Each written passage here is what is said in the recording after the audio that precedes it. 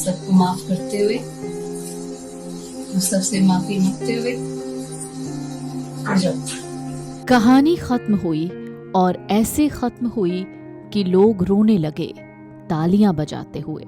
13 साल से एक माँ ने इंतजार किया बेटा उठकर बैठेगा और पूछेगा कि माँ, इतने साल तू मुझसे बात किए बिना कैसे रही। एक पिता जो 13 साल से बेटे की सेवा कर रहा था, इस उम्मीद में कि बेटा जब ठीक होगा तो मेरा सहारा बनेगा। घर बिक गए, पुरखों की जमीन बिक गई और अब बेटा भी नहीं रहेगा। ये वो तकलीफ है जिसका कोई मरहम नहीं है। हरीश भले ही सबसे माफी मांगते हुए हमेशा के लिए सो जाएंगे, लेकिन क्या वो सच में उन्हें माफ कर पाएंगे, जिसकी वजह से उन्हें अपने माता पिता को इस हालत में छोड़कर जाना पड़ रहा है। 13 साल तक मरणासन रहे हरीश राणा के अब आखिरी कुछ दिन बचे हुए हैं।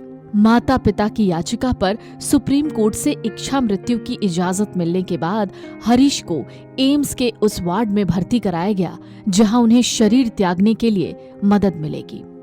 इस बीच हरीश राणा के पिता और मां के लिए ये बेहद कठिन वक्त है।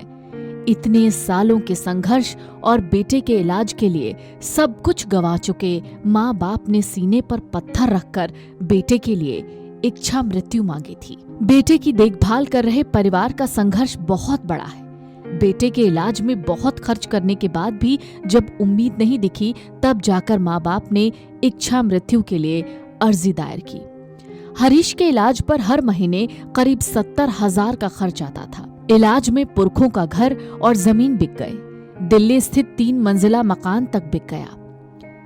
इच्छा मृत्यु से पहले भीगी आंखों से निहार रहे माँ बाप, सुप्रीम कोर्ट के फैसले के बाद पिता अशोक राणा ने कहा कि अपनी औलाद को ऐसे पल पल तड़पते देखना बहुत मुश्किल होता है। हम बयान नहीं कर सकते कि हम पर क्या गुजर रही है।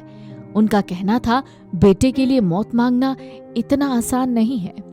माँ निर्मला देवी का कहना था, पिछले 13 सालों से उनकी पूरी दिनचर्या बेटे के आसपास ही रही। हरीश के साथ क्या हुआ था? दरअसल हरीश राणा चंडीगढ़ के कॉलेज से बीटेक की पढ़ाई कर रहे थे। 20 अगस्त 2013 को पीजी की 4थी मंजिल से गिरने के बाद कोमा में चले गए। चंडीगढ़ से दिल्ली एम्स तक हरीश राणा का इलाज चला, लेकिन कोई सुधार नहीं हुआ। लंबे समय से अब माता पिता घर पर उनकी देखभाल कर रहे थे। 13 सालों से कोमा में रह रहे 32 साल के हरीश राणा को सुप्रीम कोर्ट द्वारा निष्क्रिय इच्छा मृत्यु की अनुमति दिए जाने के 3 दिन बाद शनिवार सुबह गाजियाबाद से उन्हें एम्बुलेंस से दिल्ली लाया गया। यहाँ एम्स के कैंसर सेंटर IRCH के पैलिएटिव केयर वार्ड में भर्ती कराया गया। बताया जा रहा है, एम्स प्रशासन ने ऑन्कोएथनेशिया और पैलिएटिव केयर के विशेषज्ञ डॉक्टर के नेतृत्व में 8 से 9 डॉक्टरों की कमेटी बनाई है। इसमें अलग अलग कई विभागों के डॉक्टर हैं। इस कमेटी की देखरेख में हरीश राणा के स्वास्थ्य की देखभाल और सुप्रीम कोर्ट के आदेश पर अमल होगा। पैलिएटिव केयर वार्ड में 6 बेड की सुविधा है। वेंटिलेटर सपोर्ट भी अब हरीश राणा को नहीं दिया जाएगा। एम्स में डॉक्टर और नर्सिंग कर्मचारी हरीश राणा की देखभाल कर रहे हैं। डॉक्टर कह रहे हैं, अस्पताल में उनका पैलिएटिव केयर होगा। जीवन बचाने के मकसद से किसी भी तरीके का अब इलाज उनका नहीं होगा। उनका वेंटिलेटर सपोर्ट भी हटा दिया गया है। पैलिएटिव केयर का मकसद मरीज को दर्द या किसी तरह का पीड़ा होने पर उससे राहत देना होता है। ऐसे में वो कई दिनों तक एम्स में भर्ती रह सकते हैं, ताकि हरीश राणा की जान प्राकृतिक तरीके से जाए, यानी वो प्राकृतिक तरीके से जीवन त्याग सके। हरीश को हर उस तकलीफ से मुक्ति मिल जाएगी जो उसने इतने सालों तक सही। वीडियो डेस्क, अमरउजाला.com। अगर आप ये वीडियो YouTube पर देख रहे हैं तो हमारे चैनल को सब्सक्राइब कर बेल आइकन दबाएं, और Facebook पर देख रहे हैं तो हमारे पेज को लाइक करें।